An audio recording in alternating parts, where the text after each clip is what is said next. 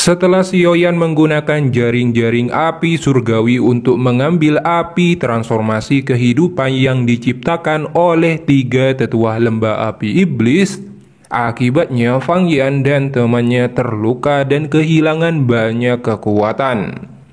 Pada titik ini mereka tidak mungkin bersaing dengan Sioyan. Jadi Fang Yan berkata, jika Sioyan mengembalikan api transformasi kehidupan, dia tidak akan ikut campur dalam memperebutkan air liur transformasi tubuh bodhisatwa. Namun Sioyan menolaknya karena bukan anak kecil yang mudah dibodohi.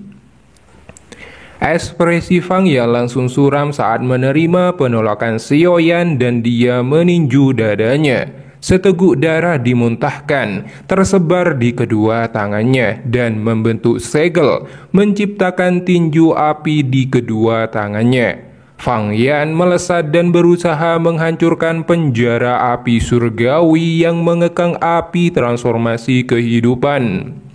Melihat tindakannya, Sioyan melapisi api surgawi hijau dengan api tak terlihat. Setelah itu, Sioyan mulai menelan api transformasi kehidupan dan menyimpannya di tubuhnya. Melihat tindakan Sioyan, Fang Yan dan temannya sangat terkejut dan marah. Dikarenakan Sioyan memiliki api surgawi teratai hijau dan api surgawi hati yang jatuh, ditambah lagi api surgawi tulang dingin yang ditinggalkan oleh Yellow, tubuh Sioyan dapat menetralisirnya dan secara alami aman. Setelah menyimpan api transformasi kehidupan di tubuhnya, tatapan Sioyan dipenuhi niat membunuh terhadap Fang Yan dan temannya. Melihat situasinya, Fang Yan berteriak, "Kakak kedua, kakak ketiga, bunuh dia!" Mendengarnya, wajah Naruto dan Sasuke menjadi tertekan karena kekuatannya telah menurun menjadi Dohuang bintang 2 dan 3. Mereka hanya bisa mengeluarkan seluruh Douki yang tersisa di tubuh mereka dan menyerang Sioyan. Saat Naruto dan Sasuke melancarkan serangannya ke depan, Fang Yan dengan cepat mundur. Sioyan dengan tenang menyaksikan Naruto dan Sasuke menyerang. Dalam sekejap mata, pilar api hijau meletus dari tubuh Sioyan dan dalam sekali serangan Naruto dan Sasuke login ke akhirat. Fang Yan ketakutan saat dia merasakan pancaran energi dan melihat kedua saudaranya dibunuh. Dia segera terbang melarikan diri sembari berkata, "Kakak kedua, kakak ketiga, aku akan membalaskan dendam kalian berdua. Saat aku kembali dan memberitahu leluhur, dia pasti akan membuat bajingan ini membayar dengan darahnya." Tepat di saat kata-kata ini diucapkan, tangan Sioyan telah diselimuti api surgawi segera menebus dada Fang Yan hingga ikut login ke akhirat bersama saudaranya.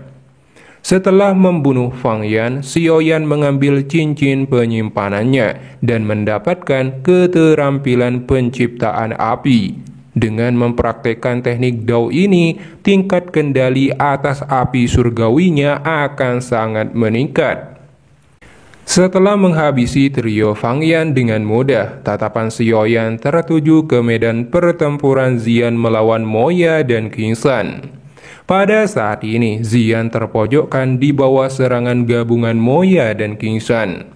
Meskipun kekuatan Xian menakutkan, tapi Moya mempraktekkan teknik pengurangan kekuatan. Setiap kali Xian melancarkan serangannya, Moya akan menggunakan teknik pengurangan kekuatan untuk menahan tinjunya. Hingga Xian akan merasakan semacam perasaan tertekan seolah-olah tinjunya mengenai kapas. Di saat itu, King San mengambil kesempatan untuk melancarkan serangan. Xian sekali lagi melancarkan serangan tinjunya ke arah Moya, tapi dengan teknik pengurangan kekuatan, tinju Xian tidak berpengaruh. Melihat celah, King San segera membenturkan bahunya ke tubuh Xian hingga Xian terpukul mundur. Ekspresi Zian marah dan segera menstabilkan tubuhnya dan tangannya menghapus jejak darah di sudut mulutnya. Melihat ini, Xiaoyan segera bergegas ingin membantu. Tapi Zian berkata dengan ekspresi serius, "Kamu tidak perlu membantu, serahkan ini padaku, pergi dan bantu yang lain." Xiaoyan terkejut saat mendengar perkataannya dan hanya bisa mundur perlahan. Sementara Moya dan Kinsan bertukar pandangan karena keterkejutan mereka, menyadari bahwa Xiaoyan telah membunuh 3 tetua lembah api iblis. Ayo cepat tangkap gadis kecil ini dan gunakan dia sebagai sandera untuk memaksa Xiaoyan menyerahkan air liur transformasi tubuh bodhisattva dan Zong Breaking Pill. Ekspresi Moya menjadi dingin menoleh ke Kinsan dan berbisik. Kinsan terkejut saat mendengarnya dan segera mengangguk. Tindakan ini mungkin sedikit tercela, tetapi mereka tidak mempunyai pilihan lain. Apalagi kekuatan Zian tidak semudah yang mereka bayangkan. Kekuatan menakutkan itu hampir membunuh mereka beberapa kali. Di saat pikiran buruk ini muncul di hati Moya dan Kinsan, Zian di depan mereka segera memancarkan aura ungu dan secara perlahan bertransformasi menjadi gadis dewasa yang sangat cantik. Kekuatannya juga ikut melonjak. Xiaoyan terkejut melihat penampilan ini. Setelah itu, mata Zian dipenuhi dengan cahaya ungu menatap tajam Moya dan Kinsan yang tertegun melihat perubahan Zian. Zian dengan kecepatan kilat tiba-tiba berada di depan Moya dan melancarkan tendangan menakutkan. Moya terkejut dan segera menggunakan teknik pengurangan kekuatan untuk memblokirnya. Namun saat tendangan Zian melakukan kontak dengan tangannya, kekuatan yang menakutkan secara brutal menghancurkan skill pengurangan kekuatannya. Hingga tendangan menakutkan Zian melukai tulang tangan Moya sampai dia memuntahkan darah dan terhempas keras ke tanah. Sekarang giliran Kinsan. Di luar medan pertempuran, Xiaoyan menghela nafas menyaksikan Moya dipukuli dengan sekali tendangan. Xiaoyan mengalihkan pandangannya ke 2 medan pertempuran lain di atas cakrawala. Aktivitas pertempuran Han Feng dan Mo Tianxing dengan Suqian dan dokter peri kecil sangat besar. Gelombang energi menakutkan saat kedua belah pihak saling bentrok menyebabkan ruang berfluktuasi berulang kali. Tatapan Xiaoyan terfokus pada pertempuran dokter peri kecil dan Mo Tianxing yang berlangsung sengit. Tapi dokter peri kecil berada di atas angin dengan mengandalkan keterampilan racunnya. Xiaoyan tidak terlalu khawatir tentang pertarungannya. Meskipun keduanya adalah dozong bintang 4, Xiaoyan tahu bahwa dokter peri kecil masih memiliki teknik mematikan, yaitu tubuh racun menyedihkan. Jika digunakan, seharusnya tidak terlalu sulit untuk membunuh Mo Tianxing. Di sisi lain, pertempuran Suqian dan Han Feng tidak terlihat terlalu bagus karena perbedaan kekuatan dan Suqian mengalami sedikit kerugian. Meskipun kekuatan Suqian hampir mencapai dozong bintang 3, tidak mungkin untuk mengalahkan Han Feng yang telah berada di tingkat dozong bintang 4. Tetapi Suqian memiliki pengalaman bertempur yang sangat kaya. Dengan pengalaman bertahun-tahunnya dalam pertempuran, tidak masalah dalam menahan Han Feng untuk waktu tertentu. Jika saat ini Han Feng ingin membunuh Suqian, dia harus membayar harganya. Orang ini sepertinya aula jiwa telah memberinya sedikit bantuan. Aku ingin tahu apakah dia saat ini dapat menerima teratai kemarahan Buddha, ucap Xiaoyan saat matanya dingin memandang Han Feng yang bangga karena telah memaksa Suqian terdesak.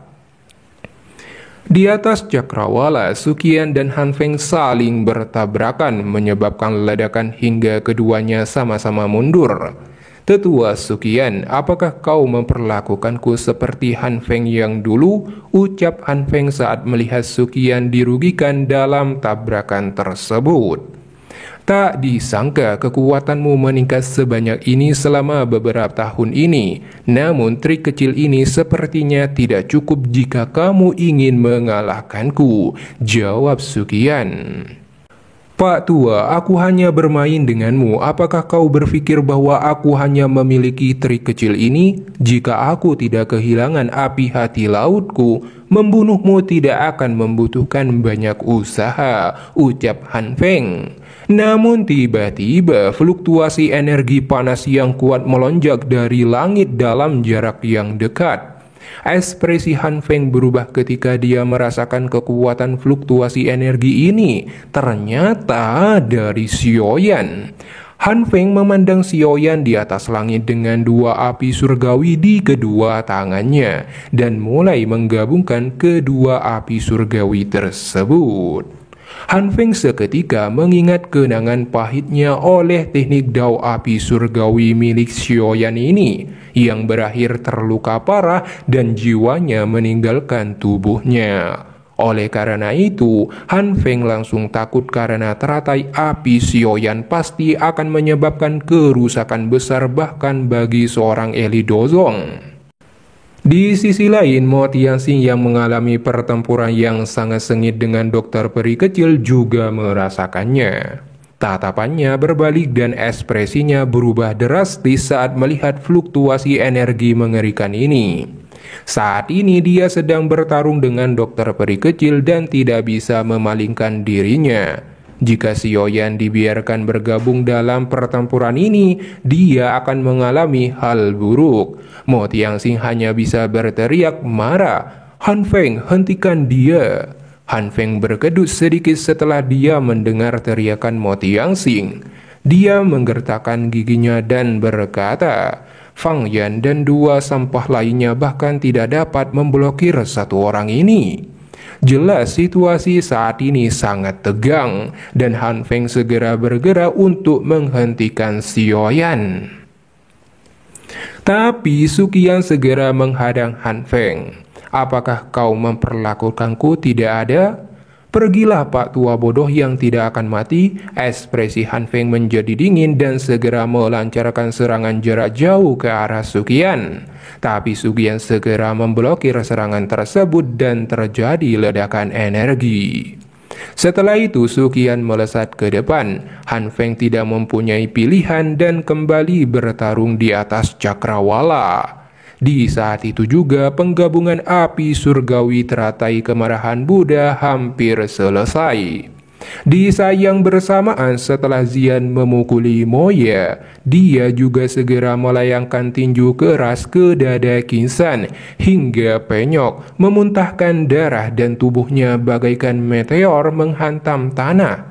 Setelah mengalahkan Moya dan Qinsan, tubuh Xian berubah kembali menjadi loli yang lucu dan terbang ke arah Xiaoyan yang telah sepenuhnya menggabungkan teratai api kemarahan Buddha.